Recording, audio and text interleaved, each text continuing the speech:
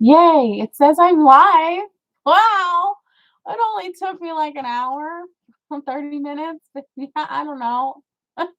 If you saw the timer say 3:15 and it's 3:50, you know the math.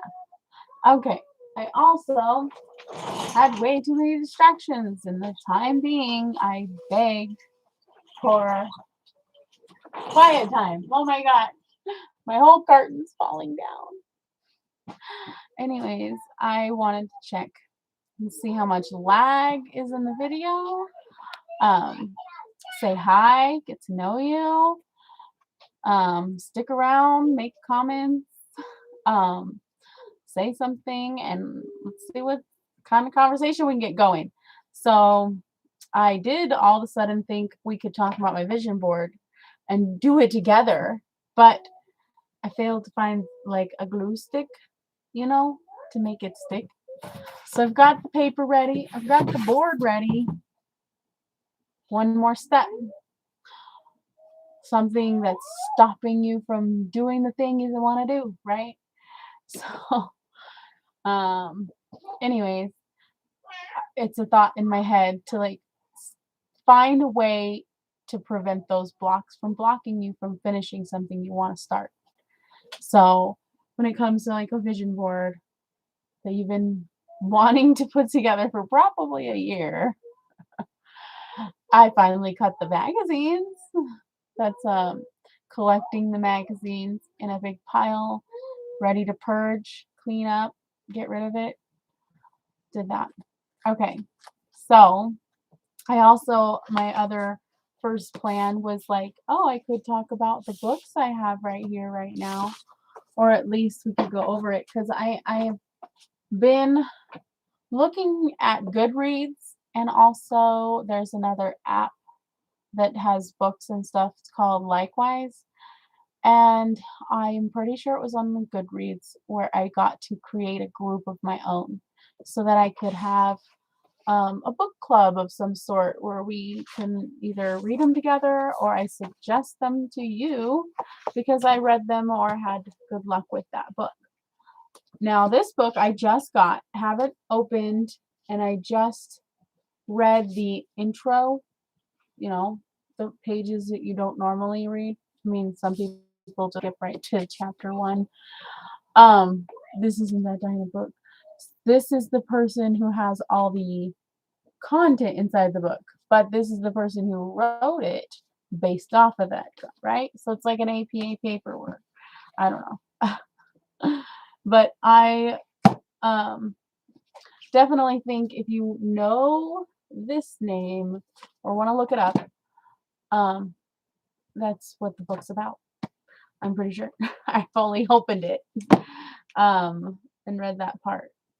So when it comes to flipping the screen, is that something that I do prior to starting my video?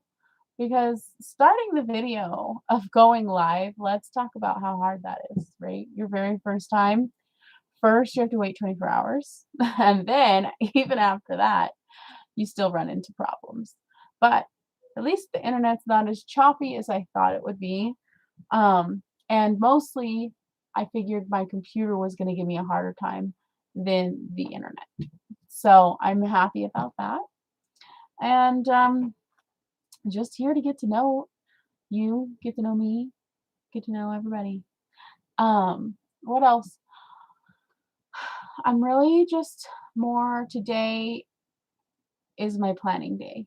And so I'm sitting here thinking about what to plan, right? And it's really not the way people go live with all these plans and stuff.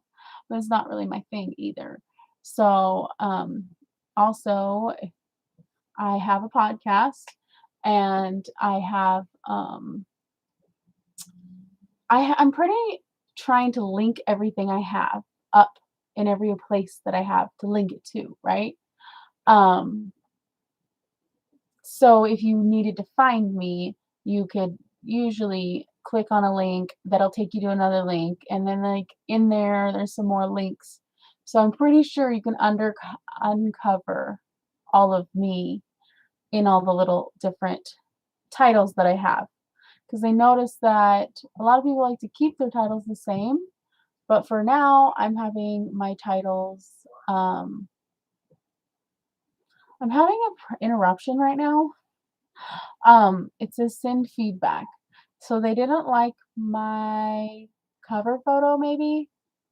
Um, have feedback. We'd love to hear it. I don't have feedback. Why? They're just telling me to send a screenshot. Um, thank you. Didn't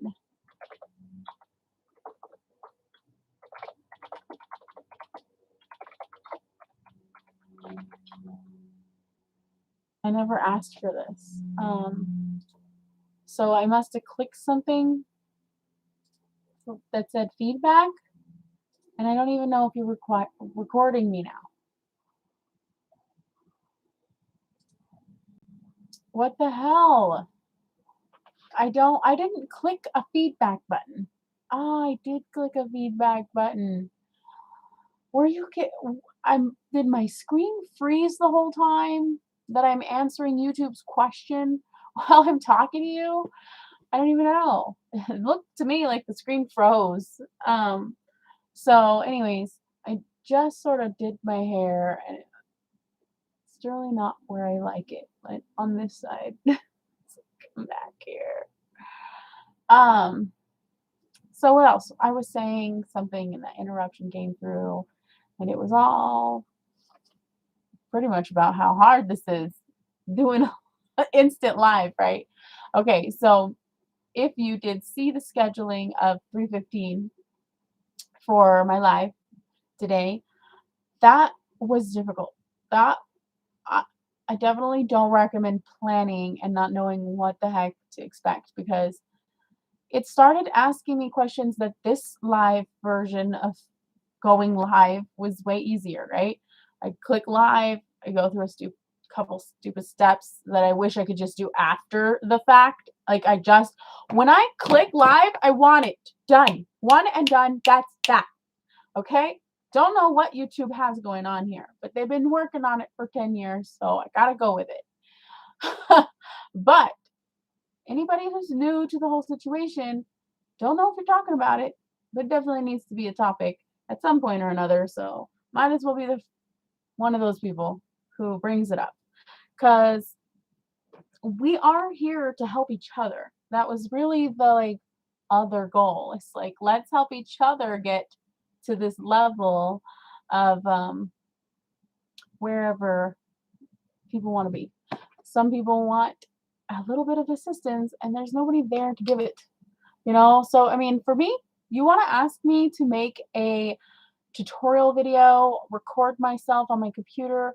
I haven't recorded myself on the computer yet, successfully able to load, right? Unless it was a Zoom, so I could tweak that and make it work. But that's my point. I can do a good tutorial video where I record the screen and you just see my mouse moving. And really get to see me unless it's got one of those little peekaboo viewers. I do them on my phone. I can post those too. So I mean, that's one of the things, step by step process when you're learning the ways of the internet and what you want to do. They'll come tell you, "Oh, this is so easy, you can do it." And you're hearing it and you're thinking you're so clueless to how clueless I am, right? Because I watched that whole video of um, one of these little things that'll come across your commercial and says free video, do the webinar, learn some training, right? They don't actually teach you. There's a couple that have gone the extra mile to teach you something during that content. But they pretty much want you to, again, enter into another video and keep going in the learning process. But that's part of the thing. They're telling you it's simple, but they're not showing you it's simple, right? Unless you pay for their content and their videos and who knows? When I've done that, it's not like I saw a mouse go across the screen. You're going to learn to click here and learn to click here. Like when you go to school, the very first day they teach you how to learn a computer, they don't want you jumping ahead, clicking all the buttons. They want you to learn what close means, what open means, what's exit mean, all the little buttons. And there's nobody really teaching that anymore. I mean, they taught it once in high school and they felt one and done. Well, great, everybody figure it out. Because yes, that's really what it all is. We're all left to just figure it out. They expect you to just figure it out. And a lot of people do. They just throw the instructions to the side and figure it out. And a lot of failures come, but a lot of success comes. So if I was to personally get a request to say, "Oh, can you help me make this, do that, do whatever," then I would be able to make that connection and put that together, right? Um, I feel like I'm reaching beyond my when I say it out loud, I'm like, "Oh, I'd actually have to load it, because I don't post my own stuff to the internet. So then I'm getting a request to post something on the internet. It's gonna give me a little bit more accountability, right? You're requesting something, but at the same time, I'm like, oh, I probably should work on even being able to post my own things, right? Not that I'm not capable. It's just that at some point I sort of stopped auto posting every little thing, every little detail, or how to even say it. Like when Facebook first started, I was, oh, I'm eating a sandwich. Hey, because I could get an emoji sandwich and some goofy things, and it's fun to like play around with new buttons. But at the same time, I'm like, nobody cares about my sandwich. And so then I just don't. But now I'm like, I have pictures I take and with full intention to repost or go ahead and post, and then it's lost and forgotten into the abyss of my gallery, right? Like, have you taken time to go through your gallery and do something with it? Because I'm starting to see how once it's put onto a memory card, it's there. No longer in my circle of viewing, or even when I go into my gallery, I don't go into my gallery. Like I went into my gallery and made it to the end and I was like, man, I didn't know all this stuff was in my phone. I thought this phone was fresh since then, right? Like newer than some of that stuff. And so I'm like, okay, now it makes sense why my phone's full. And I'm actually ready to load it into the computer. I have a little couple memory cards to put it on. Now, my biggest battle. See, that when something comes in your way to block you from doing something you want to do, this one needs a password, right? And I got it fine. But as soon as I go and look up how to stop the password, get rid of that, right? It's so old, the company doesn't have the shit on the internet for you anymore to do the things to fix the problem. And everybody's complaint about this one is that at one point or another, your password stops working. Something happens, they entered it wrong too many times, they get locked out of their own hard drive, and the website has no recovery process because it's such an old hard drive, they don't give shits or giggles about you and your hard drive. So this stresses me out. I actually need to clean it off just so that I stop stressing about it, right? The stuff that's on here has a limited lifespan and I would like it to come back into my life, right? But the other problem is that I was planning on using this for my Air TV, right? You need a little memory card bigger than so many gigs. I think for the Air TV it's 50. So I was like, well, this one is the only one, and that password stops my Air TV from even using this thing. So it's really irritating and don't know what to do except buy a new one, right? Um, and then now when it comes to pricing for memory cards, I don't know if you've browsed or perused, but over the years, I've seen when the prices go down and drop, and I thought, "Oh, yay. It's pretty soon a terabyte will be like $20 and I can buy like 10 terabytes and be able to afford it," right? In that sense that like back then, that's how I thought about it. And now I look at them and it's almost like the prices have frozen for the last 10 years. There's some cheap ones, right? That works out, but there's still too much money attached to like a 5 terabyte or bigger, right? Um, Not too much, just some people who would like to get started or clean off their phone, which my phone is half a terabyte, so I have to buy a terabyte regardless if I like it or not. So if you have a newer phone, the newer phones are getting more memory. So if you are going to need more memory in your life, regardless of if you like it or not, if you use the internet or not, if you are totally on your phone all the time or not. You have to send that stuff somewhere. So if you guys are trashing it or putting it on Instagram as a saving point, right?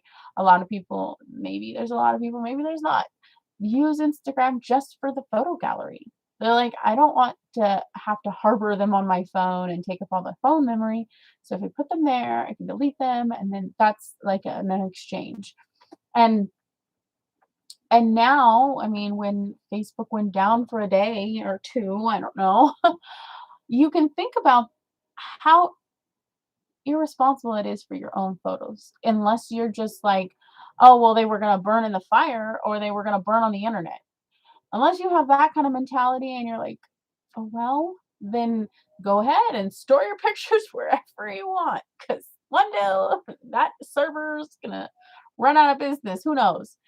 Um, but yeah, Google, I was just watching and I keep remembering when Facebook first started, right?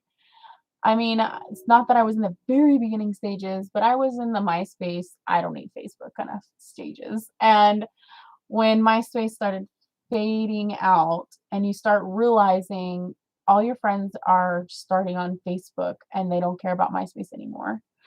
That was when I was like, okay, I'm gonna go to Facebook. And mostly I started when Facebook started getting sponsors.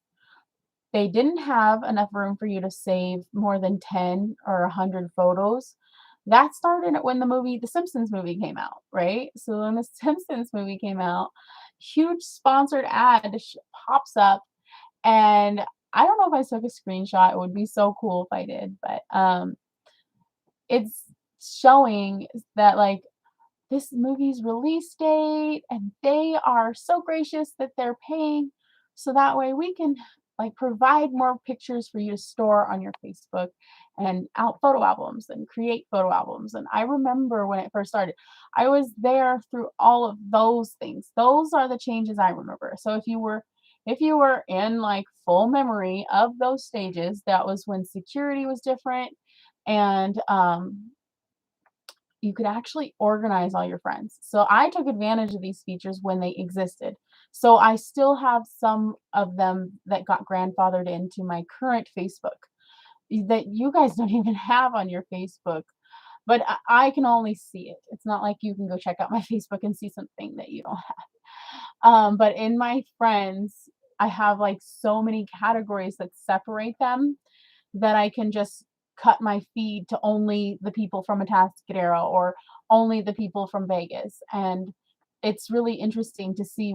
It was practically when I lived in Vegas when they took that feature away because I remember they had just added this new feature called restricted, and it was essentially what I had already done in my organizing. So I had made it to where my people from Vegas don't see my posts that are meant for people from, Cali. And my people from Cali don't see the posts that I wanted to post and not let Vegas people see, right? And so I had a lot of restrictions. For certain people can only see certain things. And in the public view, you have an option. I don't know if you've ever done it. It's been there all along. One of the first Facebook security upgrades. When they upgrading your Facebook security, go in and check it out, blah blah blah. It was one of the first ones that made people sort of kind of panic, which is still earlier than the one that you're probably thinking of. Um, but they were, oh man, they added the restrictions. There was another thing I was about to say, and I lost it at the same time. Getting in the particulars, it can make me lose the actual words that I was about to jump to, right? And that happens. So, people happens to people a lot. Usually, I can get it to come right back, but at the same time, it would help if I had somewhere to keep moving into the conversation. Um, but we were in a lost conversation in the beginning because we weren't here to talk about old Facebook and old MySpace. But MySpace isn't old. I'm actually, if you look at my links, it probably takes you to my MySpace page, and my YouTube links on my main page. So I don't know how to describe it because it's not like a button right here or here in the video. It's at the top of the screen. No, when you're looking at my profile, right? Or something like that. Yeah, yeah. When you're looking at my profile and there's a big banner at the top, there's all your little links in the corner of that top. And either way, I put my MySpace on there because full intentions to go and update my page. Um, Logging in has been the issue. So just like Google doesn't want you to have free terabytes and things like that, they want you to pay. And I finally reached that point in my emails life where it has maxed out, right? Um, Maybe all of us by now have maxed out our first Google because, and maybe I'm the only one talking about it. My friend was the first. No, actually, I think I beat her. She came along in a phone call, like maybe within the week or a month, and said the same thing happened to her. And she was asking if I decided to pay or not. And I said no, I was actually planning on getting rid of some pictures and videos in my files because they're not mine. One day, when I thought I had endless supply of storage, I took it upon myself to help my cousin out and add all her photos from a DVD that was gonna get lost or broken. And so that filled up a lot of space and it slowly declined from there.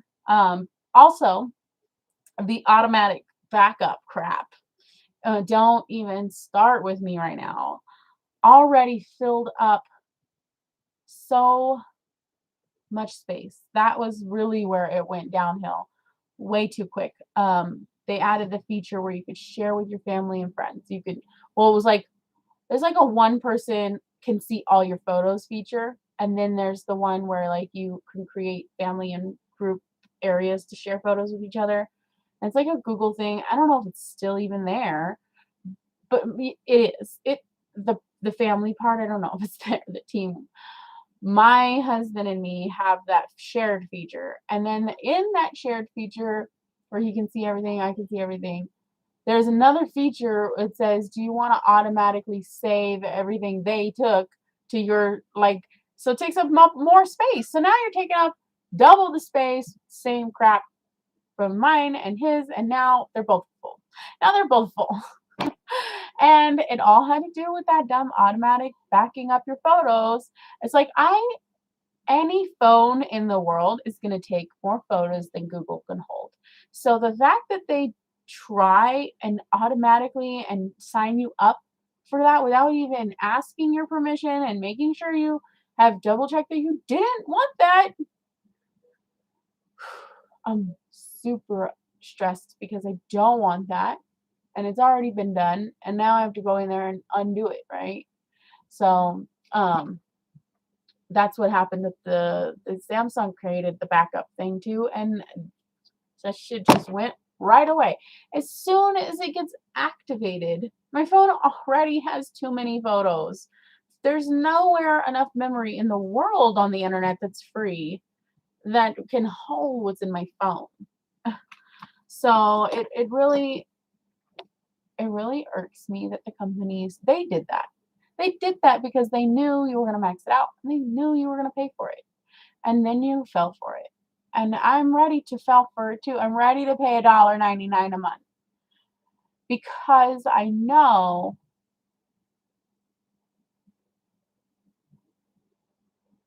it's harder to just take your photos off. I've been trying for who knows if it's been 3 or 5 years, okay? But definitely having your email maxed out is not fun. Um, only I mean, yeah, you get a new email, throw it out the window. No, you all your things are signed up, all your passwords, all your stuff that you're still trying to recover, change over, and stuff like that. You can't just do that. It's not that simple anymore. So, um, I think I went into MySpace and updated it a few years back, and I think that's another reason why the email that's shut out is the email that is. But it bugs me because I had another email that isn't locked out that I've had from Hotmail since the beginning, right? Let's see, how many years is that? At least 1999, right? Gotta keep that Hotmail from 1999. So, that's the other problem and good thing that I'm running into. Keeping the things from the past. Somebody's got that information and they're using it. They're signing me up for all the phone calls because I've also had the same phone number since 2008. So if you've got my number lying around, it probably works. And that's the other problem. You can find all this stuff online. So it's not a problem anymore if I'm just here, right? It is a problem when somebody wants to be mean and awful and destroy lives. And that's horrible. And I hope and pray that it'll never happen to me, but and everybody has those times where like it just happens. And their thought before that was it'll never happen to me. But I just pray that it won't. And hope. And the actions of hope that need to be taken on are the ones that need to be learned right here for that, for protecting my internet persona, right? However you want to see it, say it. Um, all my emails, all my phone numbers, all my things are out there, and LifeLock isn't there for for that.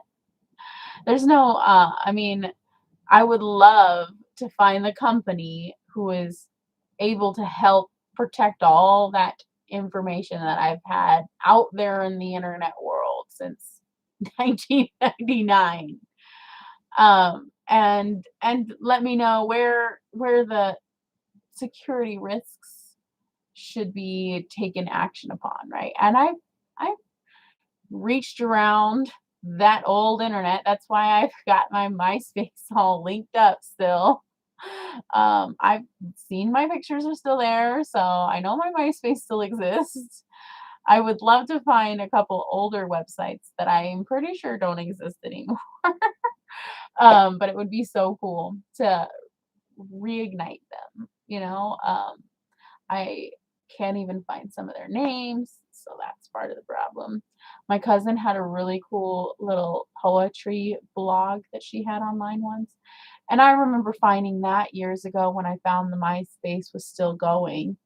Um, and that was right when MySpace switched over to some kind of musical platform of some sort. I still haven't updated my MySpace knowledge. And I've said it too many times during this video now that I sound like I'm obsessed with it. I'm not. Trust me. I haven't been there in 10 years. Who knows how long the last time I logged in, but I know I wanted to log in recently and ran into those roadblocks, and now need those blocks to be undone. So, since we're having an unstable connection, I think 30 minutes is more than enough to like say hi, get to know me, and I would love to hear some comments just to let me know what kind of topic you would like me to get a little bit more into or not do that again. And if you actually would like for me to find a glue stick and do the project with me, what's it called? Vision board. Okay. So I'm being called upon. Good night, goodbye, and I will see y'all later.